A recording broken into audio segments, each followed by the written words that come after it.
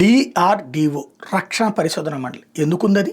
ఆయుధాలు కొత్తవి ఇన్నోవేట్ చేసి శత్రువుల పీచమణిచేందుకు కావాల్సినటువంటి వాటిని, శత్రువు దగ్గర లేని వాటిని మనం తయారు చేసేందుకు, శత్రువుకి ఊహకందని వాటిని తయారు చేసేందుకు, తక్కువ ఖర్చుతో ఎక్కువ ప్రయోజనం పొందేటటువంటి ఆయుధాలు తయారు చేసేందుకు అది నిరంతర పరిశోధన చేస్తుంటుంది.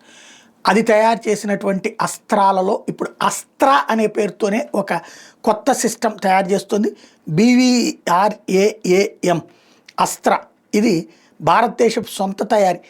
రేడియో ఫ్రీక్వెన్సీ ఉంటుంది, అలాగే సుఖోయ్ 30కి వీటిని మొబిలైజ్ చేయొచ్చు MK1 ప్లాట్ఫామ్ మీద.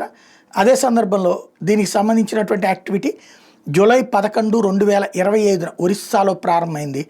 టెస్ట్లు చేశారు, అక్కడ సక్సెస్ అయింది రెండిట్లో కూడా. హై స్పీడ్లో UAVల్ని, అంటే ఇప్పుడు అన్మ్యాన్డ్ ఎయిర్ వెహికల్స్ వస్తున్నాయి, అంటే డ్రోన్లే విమానం స్థాయిలో ఉండేటువంటి డ్రోన్లు, వాటిని టార్గెట్ చేసి సక్సెస్ఫుల్గా పడగొట్టడంలో అస్త్ర పనిచేసింది. అంటే మనకి సంబంధించినటువంటి అతిపెద్దదైనటువంటి విజయం అని చెప్పాలి.